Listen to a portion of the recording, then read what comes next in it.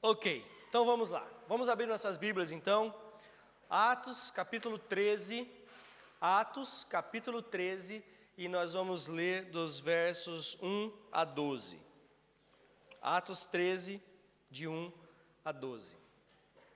Na verdade, volta um pouquinho lá no capítulo 12. E nós vamos ver lá o último versículo do capítulo 12. Diz assim: Tendo terminado sua missão, Barnabé e Saulo voltaram a Jerusalém, levando consigo João, também chamado Marcos. E aí então nós começamos o capítulo 13.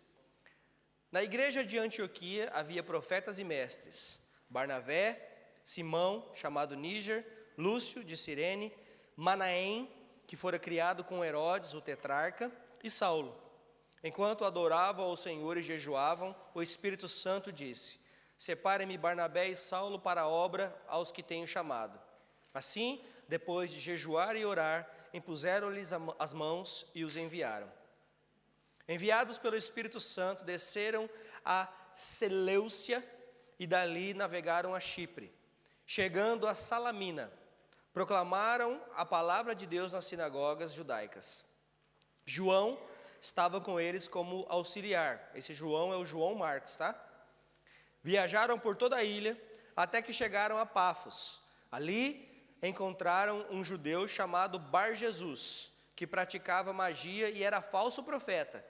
Ele era assessor do procônsul Sérgio Paulo. O procônsul, homem inteligente, mandou chamar Barnabé e Saulo porque queria ouvir a palavra de Deus. Entretanto, Elimas, o mágico, que é o significado do seu nome, opôs-se a eles e tentava desviar a fé do procônsul. Então Saulo, também chamado Paulo, cheio do Espírito Santo, olhou firmemente para Elimas e disse: Filho do diabo e inimigo de tudo o que é justo, você está cheio de toda espécie de engano e maldade. Quando vai parar de perverter os retos caminhos do Senhor?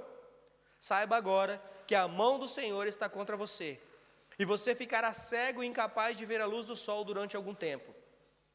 Imediatamente caíram sobre ele névoa e escuridão.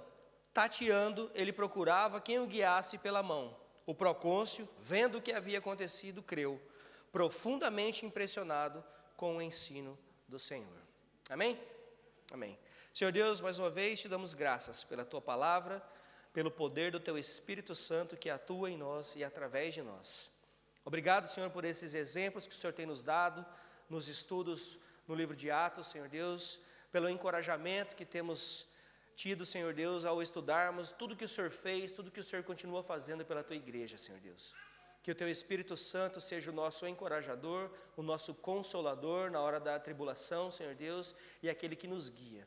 Pai, que o Senhor esteja e continue trabalhando nas nossas vidas, ó Senhor, para que nós possamos a cada dia sermos mais parecidos com o Senhor Jesus.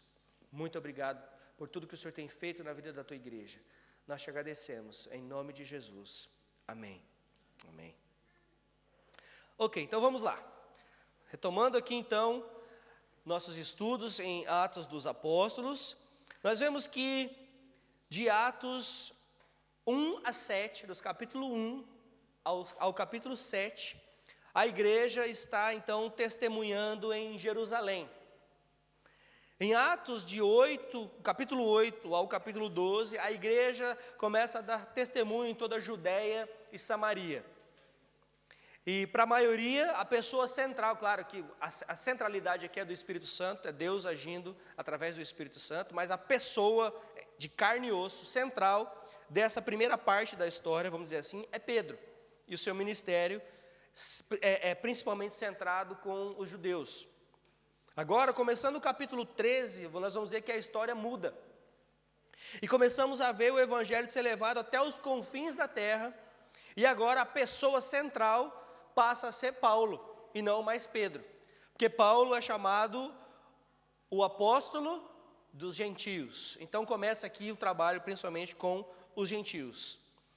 Uma das coisas que deveria chamar atenção para nós, irmãos, nesse texto que nós acabamos de ler, e acerca do Deus que nós servimos, é que Ele jamais está aquém da situação. Deus nunca está de olhos fechados, Deus nunca está despreparado Deus nunca está aquém da situação que a igreja passa. O salmista disse no Salmo 21, verso 14, Salmo 21, verso 14 diz o seguinte: levanto os meus olhos para os montes e pergunto, de onde vem o meu socorro? O meu socorro vem do Senhor. Ele pergunta, mas ele mesmo responde, porque ele sabe que o seu socorro vem do Senhor, que fez os céus e a terra. Ele não permitirá que os pés tropecem. O seu protetor não cochilará.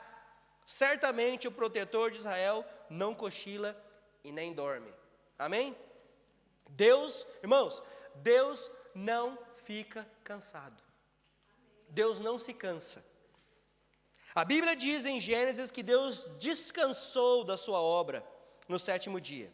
Mas isso não significa que ele estava cansado da sua obra. Significa que ele deu uma pausa na sua obra para nos ensinar algo.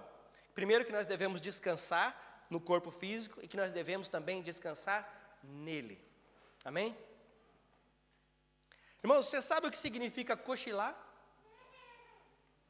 Sabe o que significa cochilar? Espera 10 minutos e olha em volta. Você vai saber o que significa cochilar. Espera uns 10 minutinhos eu falando, e você ouvindo, e aquela voz vai sumindo, e está quentinho aí, aquele ventinho quente batendo em você, e você vai... Lá na minha terra, como você sabe, eu sou lá do interior de São Paulo, lá da terra do pé vermelho. Lá a gente chama todo mundo de pé vermelho, né?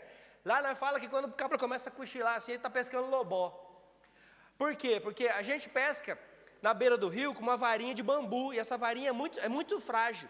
Então, quando a gente pega um lobó, o lobó dá uma puxada e a varinha faz assim, ó.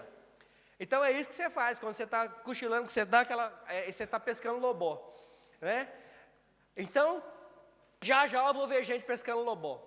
Então, se você quiser ver também, você dá uma olhada em volta aí, que já você vai ver gente assim, né? Espera aí uns 10 minutinhos, vocês vão ver. Você vai ver as pessoas a cochilar. E talvez as pessoas estão cansadas. Vocês estão cansados, vocês se cansam, vocês trabalham a semana inteira. Vocês talvez trabalharam hoje e tomaram banho e vieram para a igreja, né? E isso é normal acontecer. Mas o que eu quero salientar aqui não é acerca do seu cochilo. Eu quero salientar sobre aquele que não cochila. O Deus que não se cansa. Ele não se cansa, Deus não se cansa. Eu não me canso de falar isso para vocês hoje. Ele não se cansa. E é sobre isso que eu gostaria de falar com vocês hoje. Sobre o Deus que nunca cochila, que nunca dorme, o Deus que está sempre trabalhando, sempre agindo na história, e de como Ele está fazendo isso de acordo com o texto que nós acabamos de ler. Primeira coisa, Deus está agindo através do seu povo, porque Deus age através do seu povo. Nós vimos isso dos versos 1 a 3. Aqui está a igreja em Antioquia, e a Bíblia diz que há certos profetas e mestres lá. 5 em particular são mencionados aqui, por Lucas, que é o escritor de Atos. Esses cinco homens aqui, do capítulo 1, são Barnabé, que significa o nome desse homem, que nós já estudamos, filho da consolação, não é? Lembre-se que ele é uma pessoa que a sua presença é tão agradável que os apóstolos tiveram que dar um apelido para ele. Tiveram que mudar o nome dele. Então ele foi chamado de Barnabé, o filho da consolação, que é um judeu crente e cheio do Espírito Santo.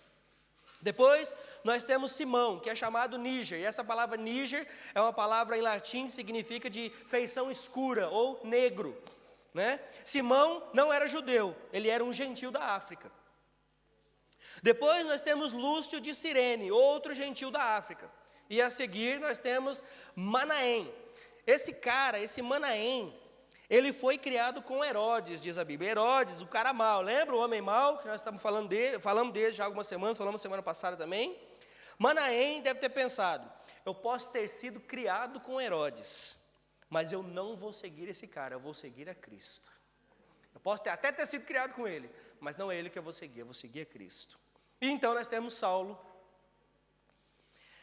E o que me chama a atenção aqui no versículo 1 é que Deus está agindo através dessas várias pessoas. E Ele age também através de mim e de você. Temos aqui um grupo heterogêneo, multirracial.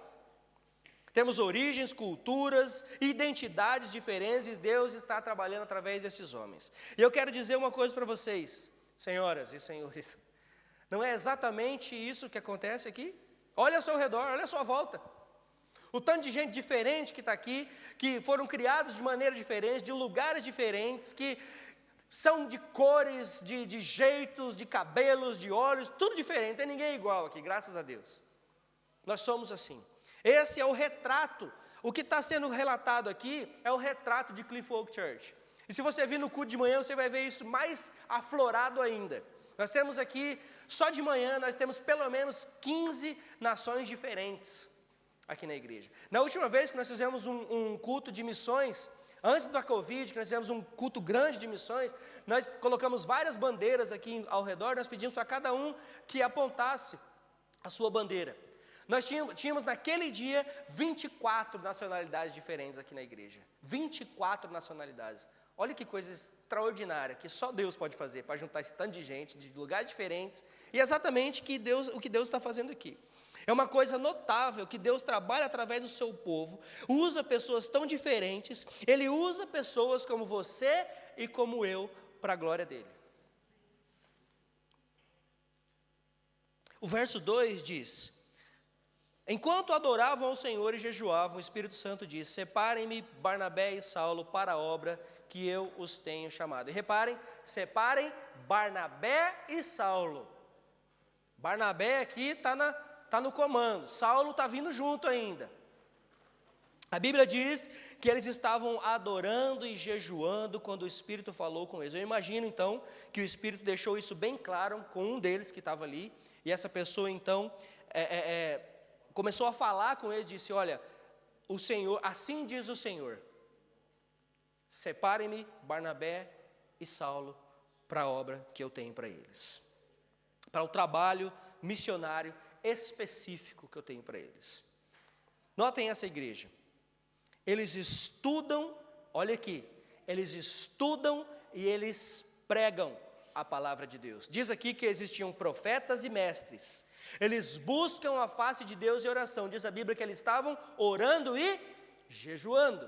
Eles buscam a Deus em oração, eles obedecem a Deus, mas quem dirige os seus passos é o Espírito Santo de Deus, diz o verso 2. Então, estudando esse texto essa semana, eu fiquei assim, intrigado com essa parte, primeira parte do versículo 2. A Bíblia diz que esses homens adoravam o Senhor. Veja, a Bíblia diz que eles estavam adorando o Senhor. Eu quero falar sobre isso um pouco. Eles adoravam o Senhor porque o ministério feito corretamente, o ministério, quando entendido corretamente, é uma adoração oferecida a Deus. Não é uma obrigação, não é um peso, mas é sim uma adoração a Deus. Quando nós realmente fazemos o ministério com afinco, com amor, sabendo que aquele que nos chamou é quem nos capacita, então isso para nós se torna uma adoração. É tão fácil, irmãos, estar ocupados para o Senhor, ao invés de estar servindo ao Senhor. São duas coisas diferentes. Nós podemos estar ocupados para o Senhor ou para a igreja do Senhor, mas não estamos servindo ao Senhor da maneira que deveríamos, porque muitas vezes estamos muito ocupados com tudo, menos com o que mais importa, que é a adoração ao Senhor. Nós estamos muito ocupados com a igreja, nós estamos muito ocupados, inclusive com a igreja, tá? Estamos muito ocupados com a igreja, estamos muito ocupados com a casa, estamos muito ocupados com o trabalho, estamos ocupados com tudo. E quando chega na vez do Senhor, nós falamos: deixa para lá, estou muito cansado.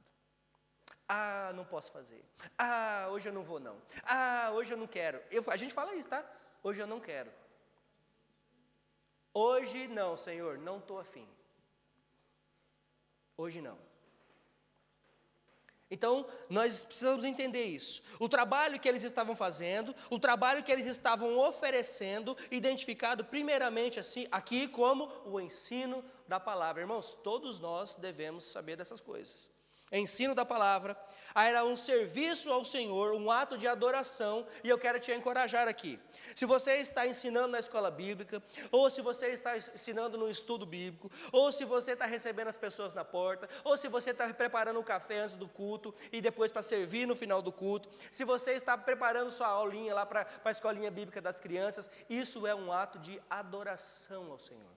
você está adorando ao Senhor quando você serve a igreja do Senhor. Qualquer que seja o serviço que você esteja realizando, considere-o como um ministério ao Senhor. Ao Senhor. Então faça isso como um ato de adoração. A Bíblia diz que a igreja fez algo em resposta ao comando do Espírito. O versículo 3 diz: assim, depois de jejuar e orar, impuseram-lhe as mãos e os enviaram. Aqui nós temos aqui a obediência. A obediência. A igreja de Antioquia confirmou o chamado com relação a esses dois homens, Barnabé e Saulo, e a igreja ora, impõe as mãos, mas quem direciona é o Espírito. Ao impor as mãos, irmãos, a igreja está dizendo: nós estamos com você nisso, nós estaremos orando por vocês, nós estaremos dando o suporte necessário que vocês precisam. Quando a igreja impõe as mãos, quando o pastor impõe as mãos, quando a liderança impõe as mãos e envia um missionário, é isso que a igreja está dizendo: nós estamos com você. Talvez nós não podemos estar fisicamente com você, mas onde você for, você será nossos pés, será a nossa voz, você está nos representando e principalmente representando a Cristo, onde quer que você vá. Isso que significa impor as mãos. Pense nisso. Provavelmente estava havendo muitos estudos bíblicos ali naquela igreja. O pessoal estava alegre, o pessoal estava feliz. Veja, nós temos aí Barnabé, temos Paulo, nós não sabemos muito acerca desses outros lá, mas nós temos Barnabé e temos, tá bom, que era Saulo ainda, né? Mas lembra que Saulo já tinha passado 3 anos estudando e recebendo o evangelho diretamente do Senhor, e agora ele volta para a cena, né? Então, teve aqui um intervalo de 3 anos, da conversão de Saulo até agora. Nós passamos aqui 3 anos. Eu sei que para nós parece rápido, porque é de um capítulo para o outro, né? E de repente a gente fala: nossa, foi rápido o negócio. Não, não foi não. Então, demorou. Então temos aqui um intervalo de 3 anos e Paulo volta em cena. Então Paulo agora provavelmente não, nós vamos ver que ele estava apto para isso, né? Então imagina lá essa igreja tendo Paulo, tendo Barnabé, tudo junto no estudo bíblico, e agora Deus manda ele sair. A igreja deve falar: tá de brincadeira, né, Senhor?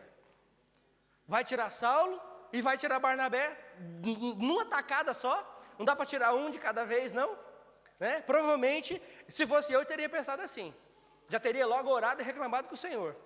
Ô Senhor, dá uma trégua para nós. Deixa pelo menos um bom aqui. Né? A gente teria orado assim. Então, devia estar acontecendo isso lá.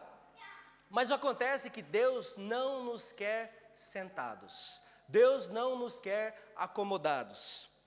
Então, ele manda separar Paulo e Barnabé. Ele chama as pessoas que estão trabalhando e servindo na igreja para um serviço ainda maior e ainda melhor para ele mesmo. É isso que ele faz. Ele nos chama para servi-lo em missão, ele nos chama para servi-lo do outro lado da rua, ele nos chama para servir na escola, ele nos chama para nos servir no trabalho, ele nos chama para servir em outro estado, em outro país. Ele nos chama. Mas algo encorajador que nós vemos aqui é que Deus está trabalhando, agindo através do seu povo. Deus age, irmãos, Deus age através do seu povo. Nós somos os pés e a voz do Senhor enquanto estamos aqui. Ele nos deu essa missão. Ele poderia ter enviado anjos, ele poderia ter enviado outros profetas, ele poderia ter feito o que ele quisesse para continuar proclamando a palavra dele. Mas sabe quem ele escolheu? A igreja. Eu e você. Ele escolheu a nós para que nós continuássemos essas obras, ou essa obra. Então nós vemos que Deus está agindo. E a minha pergunta então é: o que nós temos feito a respeito disso?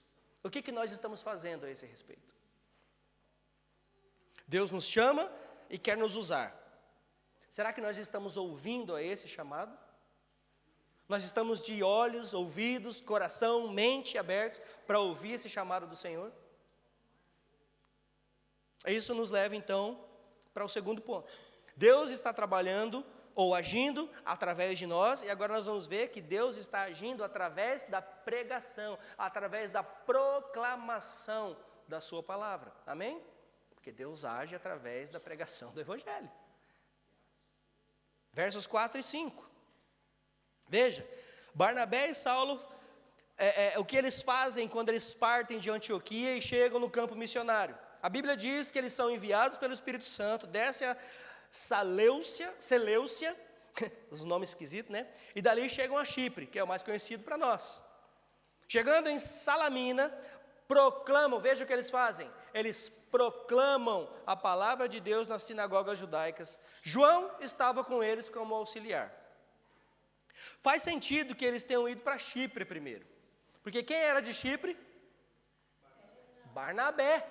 Barnabé era de Chipre. Então, ali estava o pessoal dele, os amigos dele, a família dele estava ali, certo? A propósito, esse é para nós um lembrete que nós não devemos querer sair por aí sendo missionários no mundo se a nossa casa não foi evangelizada primeiro. O nosso maior campo missionário é a nossa casa. O nosso maior campo missionário é a nossa casa. Nós devemos pensar nessas coisas. Não saia por aí querendo ser missionário na Europa, na África, na Ásia, se dentro da sua casa você não tem evangelizado ninguém. É ali que começa. É dentro de casa que começa. A Bíblia, ela não esclarece muito o motivo de João Marcos estar com eles nessa viagem, mas talvez ele tenha ido mesmo como uma espécie de estagiário. Vem, menino, vem aprender como é que faz. Vem andar com a gente. Nós temos falado isso. Quem é que tem andado com você? Quem é que você tem ensinado? Quem é que tem sido seu estagiário? Quem é que você tem ensinado sobre a palavra do Senhor? Quem é que você tem ensinado sobre a obra do Senhor? Quem é que você tem incentivado a permanecer firme no Senhor? Quem é aquele que você tem chamado para orar junto? Quem é que tem andado com você? E eles chamam esse garoto, esse jovem, chamado João Marcos. E é isso que nós sabemos. Mais tarde ele vai aparecer de novo na história, mas não vai ser hoje que nós vamos falar dele. Ok? Mas o que realmente é importante aqui para nós é que Deus está agindo através da pregação do Evangelho. E eu quero enfatizar aqui esse padrão, porque existe aqui um padrão de Deus para que a palavra dele seja proclamada. Deus, ele trabalha através da pregação. Você vê isso novamente no livro de Atos. Os missionários chegam à cidade e vão onde? A sinagoga. O que eles fazem na sinagoga? Eles ensinam a palavra de Deus. Eles vão direto para lá. E eu quero fornecer para vocês algumas referências para você conferir mais tarde. E vocês vão encontrar um padrão quando eles chegam na cidade. Você vê isso aqui no capítulo 4, você vê isso no versículo 14, no verso 4, você vê isso no versículo 14. Depois, a Bíblia diz aqui no versículo 14 que eles vão para Antioquia da Pisídia. E eles dizem que eles, entrando na sinagoga num dia de sábado, assentaram-se. Eles vão para lá primeiramente para pregar a palavra. E nós vamos ver isso de novo no capítulo 14, no verso 1. Nós vamos ver isso de novo no capítulo 17, versos 1 e 2. Nós vamos ver isso de novo no capítulo 18, verso 4. Sempre eles chegam no lugar e eles vão para onde a palavra de Deus está sendo ensinada. Isso é estratégico. Ali tem pessoas que precisam ser convertidas. Ali tem, inclusive, pessoas que são contra o Evangelho do Senhor Jesus. Então esse é o padrão de Deus, porque Ele está trabalhando através da pregação e especificamente através da pregação do Evangelho. Não é qualquer pregação. É a pregação, é a manifestação do Espírito Santo através de homens e mulheres como eu e você, pregando o Evangelho da salvação. O que eu quero dizer com isso? Eu quero dizer que nós precisamos conhecer a Bíblia e que nós precisamos conhecer as pessoas que nós estamos falando. Nós precisamos conhecer o texto e nós precisamos conhecer o contexto de onde nós estamos. Eu tive um choque cultural quando eu fui para o Malawi, por exemplo, quando a gente foi para a África. E naquele dia eu tive que simplesmente quase que mudar o meu sermão na hora que eu fui pregar o meu sermão. Porque eu fui falar sobre o filho pródigo. E o que eu disse que na cultura judaica e até na nossa cultura ocidental, né, não é comum um filho chegar para o pai e falar: pai, me dá a minha herança que eu estou vazando, estou indo embora.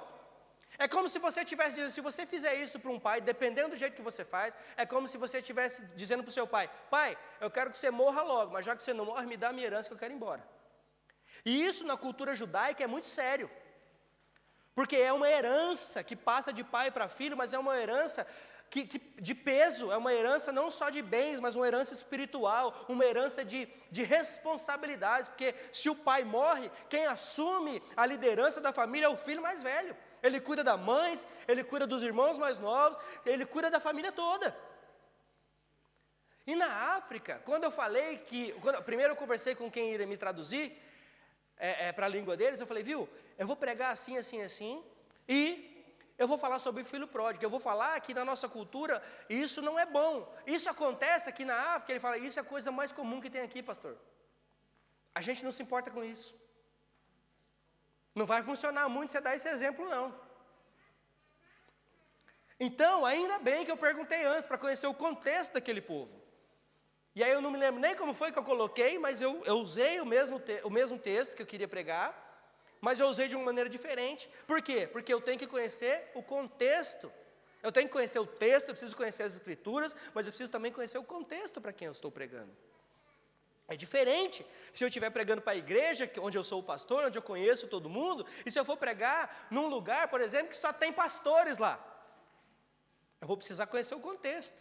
Eu vou precisar até falar diferente. Talvez eu use o vocabulário mais enriquecido, não é mesmo, pastor Kleber? Né?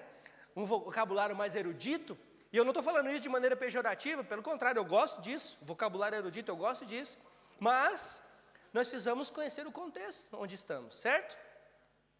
Então, isso que eles fizeram. Então, a nossa igreja, ela pode fazer várias coisas, ela pode fazer eventos diferentes, ela pode fazer festivais, ela pode fazer o que você quiser. Mas se a palavra de Deus não estiver no centro, isso não vale de nada. A palavra de Deus precisa estar no centro. Qualquer coisa que fizermos como igreja, nós podemos ou devemos nos certificar que a pregação do Evangelho permaneça no centro. Ela precisa estar no centro. Então nós vimos, Deus está trabalhando ou está agindo através do seu povo, Deus está agindo através do ensinamento da sua palavra. Amém? Terceiro ponto. Deus está agindo através do seu próprio poder. Porque quem é que dá poder? Quem é que dá poder? Quem é que atua no povo e através do povo, se não é o próprio Deus? Quem é que atua em nós para que nós possamos compartilhar do Evangelho da salvação, se não é o próprio Deus? E nós vemos aqui então o poder de Deus agindo também dos versos 6 a 12. Nós não podemos nos esquecer do versículo-chave de Atos, que é Atos capítulo 1, verso 8. Esse é o versículo-chave de todo o texto, de todo o livro, que diz que quem receberá poder? Vocês, nós. Vocês receberão poder quando o Espírito Santo descer sobre vocês e serão minhas testemunhas tanto em Jerusalém, como em toda a Judéia, Samaria e até os confins da terra. Veja quando começou. Começou onde? Na Judéia. Da Judéia foi para Samaria, e de Samaria agora está indo aos confins da terra. E o poder de Deus, ele é superior a qualquer força ou poder no mundo. Entendam isso. Eu creio que nós vemos isso aqui nos versículos de 6 a 12, mas apesar disso, quando alguém se propõe a pregar, ouçam isso, quando alguém se propõe a pregar, ou quando alguém se propõe a ouvir, o diabo vai criar resistência. Ele vai criar resistência. Quando alguém se propõe a pregar, ou quando alguém se propõe a ouvir, porque nós vemos aqui no texto que o procônsul, ele se propôs a ouvir, ele tinha uma necessidade, ele mandou buscar Barnabé e Saulo para ouvir a palavra de Deus. Existia aqui uma necessidade. E nós vemos então, no verso 6, viajaram por toda a ilha até que chegaram a Pafos. Ali encontraram um judeu chamado Bar-Jesus, que praticava magia e era falso profeta. Esse homem tem um nome esquisito, Bar-Jesus, porque a palavra Bar significa filho de, né? Nós temos isso, por exemplo, com Barnabé, filho da consolação. Nós vemos isso, por exemplo, como Pedro, que Jesus chamou de Bar-Jonas, filho de Jonas. E nós temos aqui esse homem chamado Bar-Jesus. É como se ele se intitulasse filho de Jesus. Sou um filho de Jesus. Mas o verso 7 diz que ele era assessor do procônsul Sérgio Paulo. O procônsul, homem inteligente, mandou chamar Barnabé e Saulo porque queria ouvir a palavra de Deus. A notícia tinha chegado até ele. Ele precisava ouvir a palavra de Deus. Ou seja, lá na ilha de Chipre tinha esse cara, esse homem, chamado Bar-Jesus, e ele está junto, né? Trabalha com esse procônsul Sérgio Paulo. Sérgio Paulo é um oficial romano que trabalhava como governador de Chipre. Ele é um homem inteligente, a Bíblia diz. E a Bíblia diz também que ele chamou Barnabé e a Saulo para si. Por quê? Porque ele necessitava, ele procurava ouvir a palavra de Deus. Lembre-se disso essa semana. Existem pessoas ao nosso redor que estão buscando ouvir a palavra de Deus. Eles precisam, talvez eles nem saibam, mas eles precisam ouvir a palavra de Deus. E quem é que Deus vai usar para falar com eles essa semana? Vai mandar um anjo? Vai mandar uma mula? As pedras vão clamar? Não, Ele quer usar a igreja. Eu e você. Então existem pessoas ao nosso redor precisando ouvir a palavra de Deus. Irmãos, sinta-se encorajado com isso. Não pense que isso é um peso para você. Mas eu não sei pregar. Mas eu não sei falar como o pastor Leandro, como o pastor Kleber, como o Diego, quando eles pregam, como o Adriano, quando está ministrando. O Senhor nos chama para pregar, para falar da salvação. Nós podemos fazer isso. Nós temos essa capacidade. Porque é Ele quem nos capacita a fazermos isso. Então sinta-se encorajado.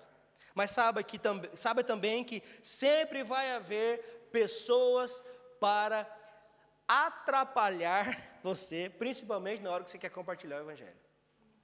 O diabo não dorme. Assim como Deus não dorme, o diabo também não. Mas claro, o diabo já foi derrotado, amém? Ele já foi derrotado na cruz, acabou para ele. Já era para ele. Né? Já era para ele. Mas ele continua ao derredor, bramando como leão e vendo a quem possa tragar. Então ele atrapalha. Ele manda os seus diabinhos. Né? E nós vemos aqui no verso 8. Entretanto, Elimas o mágico, que é o significado do seu nome, que é a mesma pessoa, o Bar-Jesus, é esse Elimas, opôs-se a eles e tentava desviar a fé do procônsul.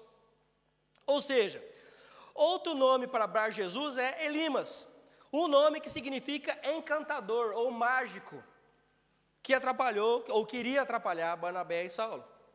Ele buscava desviar a fé desse governador, ele buscava desviar os olhos desse homem de Cristo, ele buscava desviar o olhar desse homem para outro lado, porque ele manda buscar Barnabé e Saulo porque ele precisava ouvir a palavra do Senhor. E adivinha o que eles iam pregar para ele? Eles iam pregar Cristo para ele. Mas esse homem, usado pelo diabo, não queria que o governador ouvisse.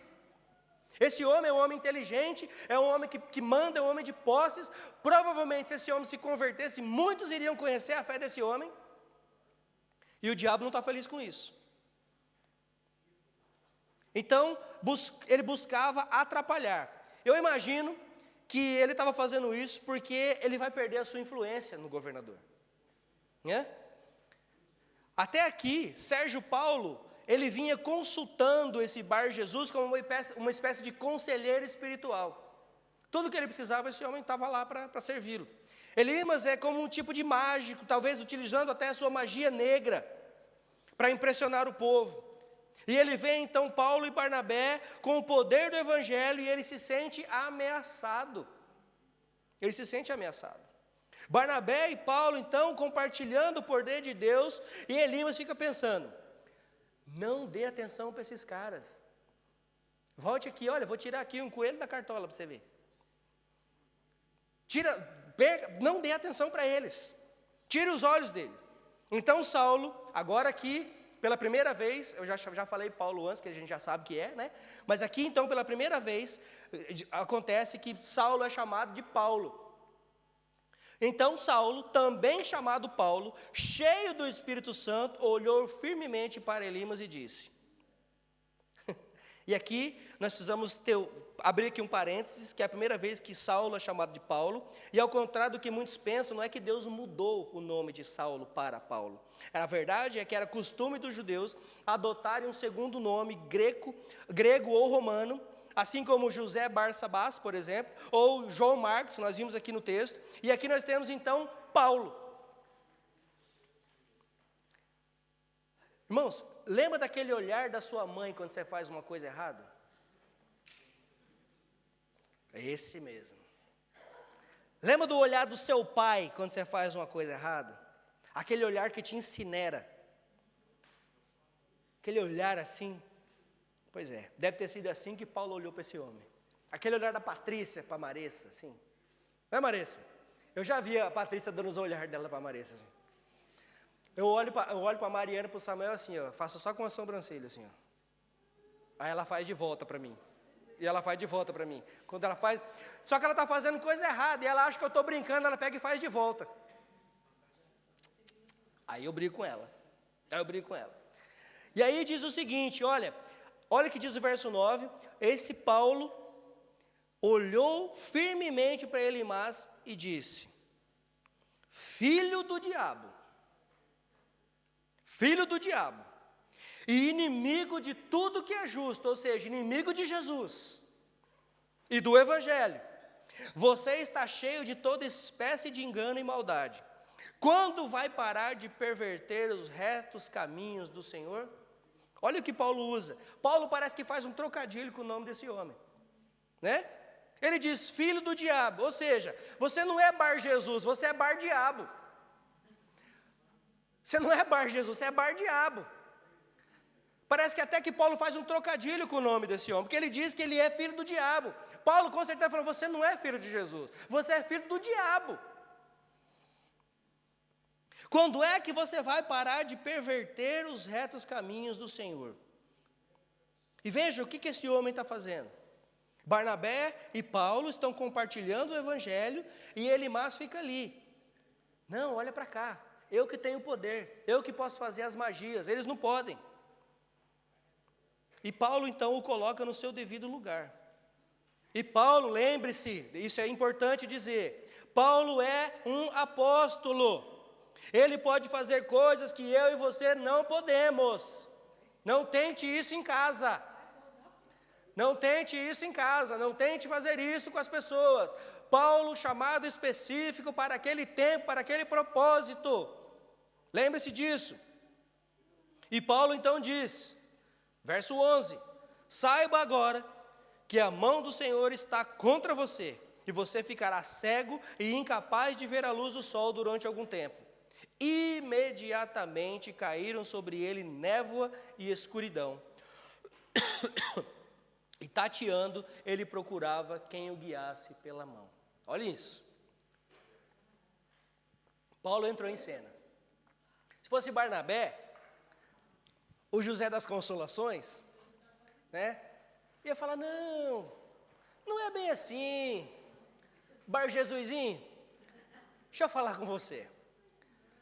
Não tenta atrapalhar não, porque a obra do Senhor ela não pode ser parada, né? Não tenta atrapalhar não, veja, porque você não vai poder lutar contra o Senhor. Mas não. Aí Paulo aqui mete o pé na porta.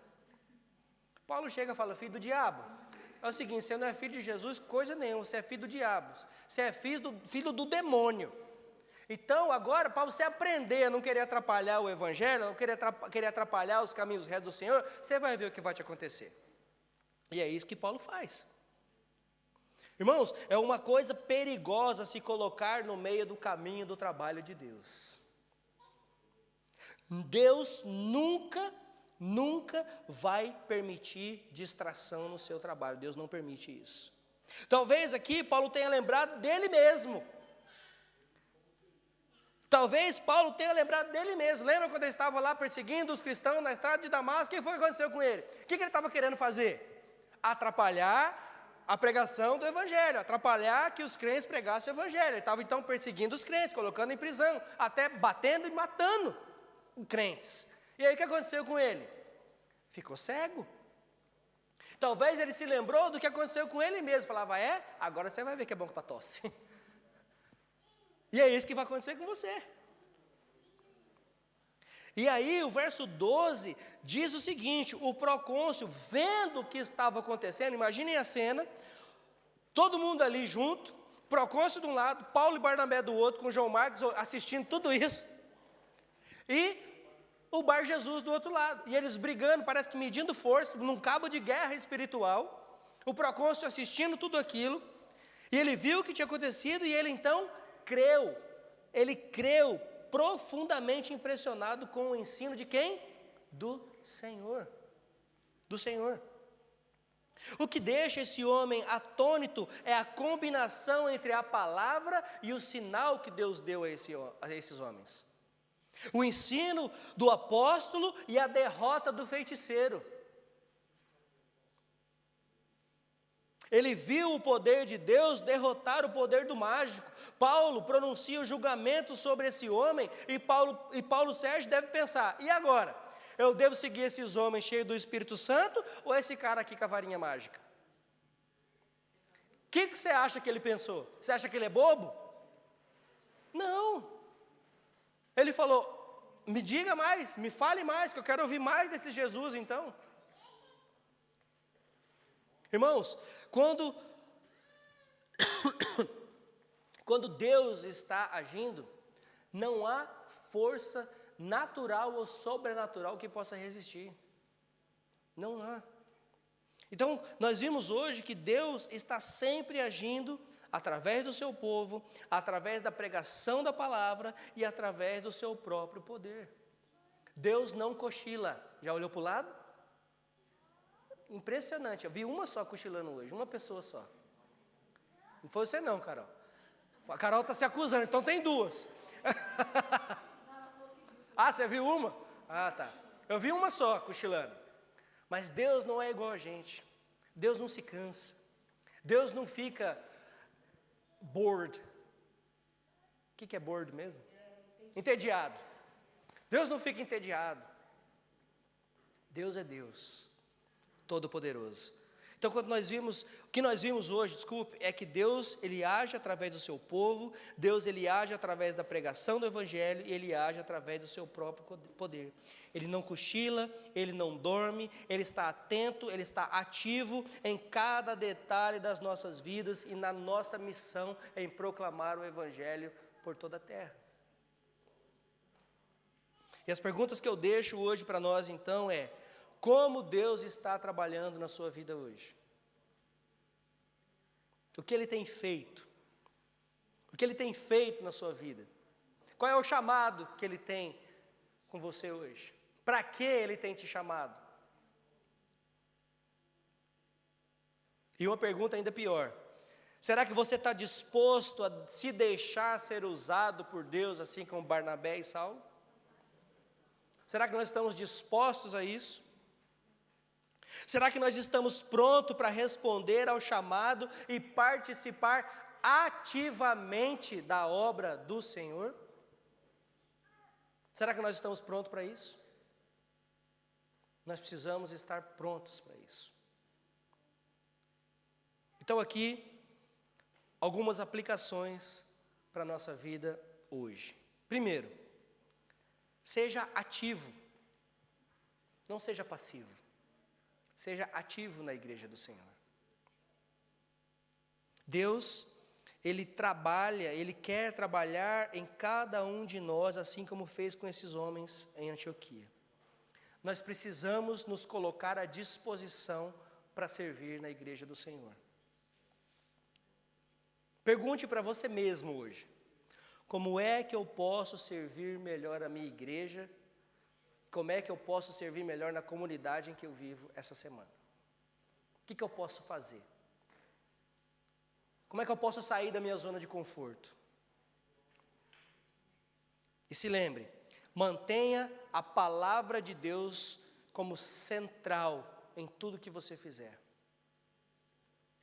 Seja na forma de compartilhar um versículo, seja na liderança, seja em qualquer coisa que você fizer, mantenha a palavra de Deus no centro. Outra coisa, confie no poder do Senhor quando você sofrer oposição, porque você vai sofrer. A partir do momento que você se colocar à disposição, o diabo vai enviar um dele para te tirar a paciência. E ele envia. E muitas vezes quem vai te tirar a paciência é esse que está mais perto de você.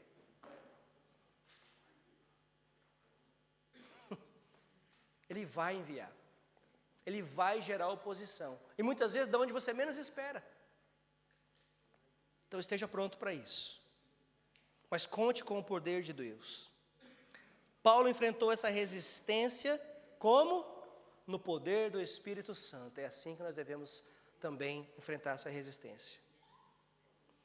Quando alguém estiver pronto a falar e quando alguém estiver pronto a ouvir, o diabo vai entrar com resistência. Ele vai tentar desviar a atenção. Ele vai desviar a sua atenção, inclusive. Eu tinha que falar de Jesus. Não, mas peraí, eu tenho que fazer umas coisas aqui primeiro. Ele vai desviar a nossa atenção. Então nós temos que estar atentos para essas coisas. E outra coisa que a igreja fez, e nós também precisamos voltar a fazer. É até engraçado falar que a igreja tem que fazer essas coisas. Mas a igreja tem que voltar a orar e a jejuar. Irmãos, chega a dar vergonha a gente falar para a igreja que a igreja tem que orar e jejuar.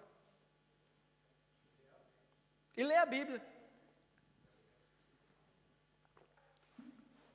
Assim como a igreja de Antioquia orava, adorava, jejuava, considere você também tirar um tempo de oração essa semana.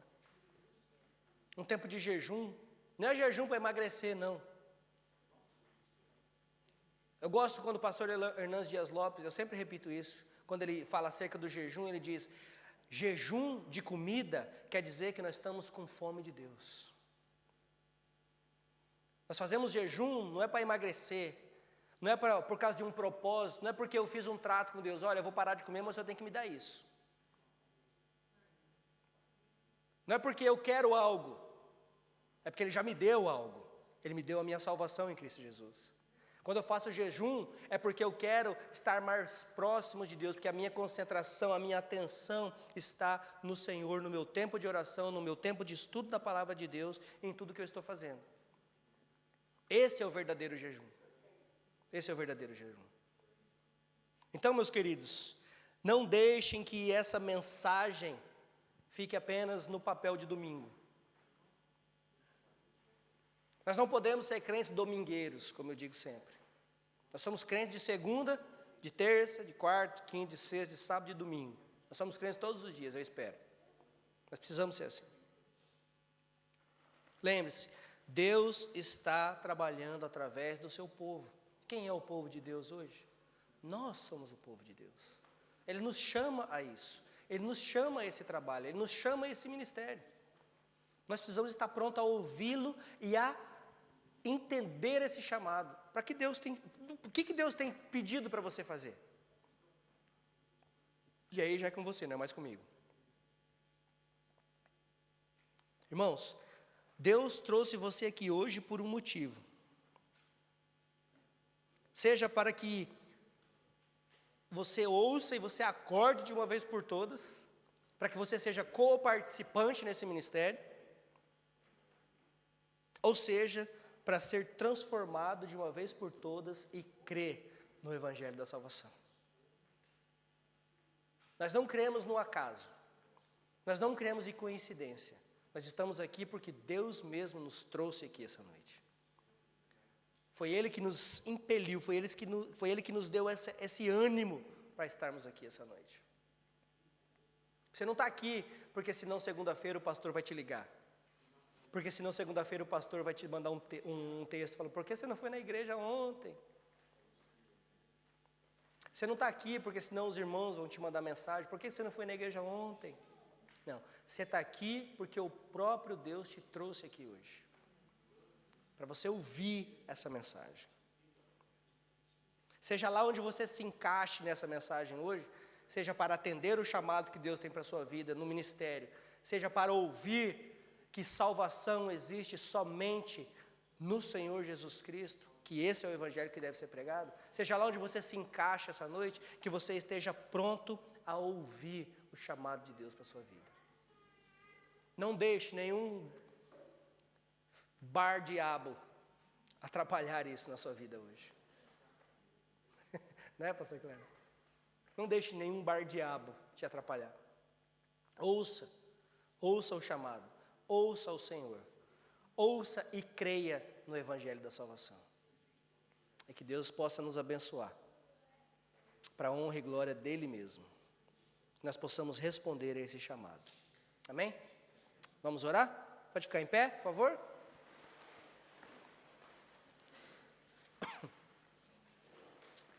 Senhor Jesus, nós como teu povo aqui reunido, nós declaramos que o Senhor é o Todo-Poderoso. Senhor, nós declaramos que não existe salvação em nenhum outro, mas somente no nome poderoso do Senhor Jesus. Nós nesse momento, como tua igreja, nós paramos tudo, nós focamos o nosso pensamento e a nossa oração no Senhor, sabendo que é do Senhor que vem o nosso socorro, sabendo que é o Senhor que nos chama e nos fortalece, sabendo que é o Senhor que nos salva e é o Senhor que também nos comissiona para pregar o teu evangelho. Assim como Paulo e Barnabé estiveram prontos a te ouvir e a te obedecer, que assim também possamos estar prontos para te ouvir, mas não somente ouvir, mas também a te obedecer. Senhor, trabalha no seio da tua igreja. Aos irmãos que já te conhecem, que já, Senhor, tem esse compromisso com o Senhor, que o Senhor reafirme esse compromisso a cada dia. Para aqueles que ainda não te conhecem, Senhor, eu oro, abra os olhos espirituais dessas pessoas e que eles possam declarar que só o Senhor é Salvador das suas vidas, ó Pai. Senhor, muito obrigado por esse tempo juntos, muito obrigado mais uma vez pela Tua palavra, muito obrigado porque o Senhor age em nós e através de nós, o Senhor age na pregação do Teu Evangelho e o Senhor age pelo Teu poder em nossas vidas, ó Pai. Muito obrigado por esse exemplo que nós tivemos hoje, desses dois homens corajosos em pregar o Teu Evangelho, em não esmorecer, em não temer quando o diabo entra tentando qualquer coisa para desviá-los. Que nós possamos estar com os olhos fitos no Senhor, sempre. Que nós possamos continuar prosseguindo para o alvo, pregando o Teu Evangelho e Te servindo, e também servindo uns aos outros. Nós oramos e Te agradecemos, em nome de Jesus. Amém.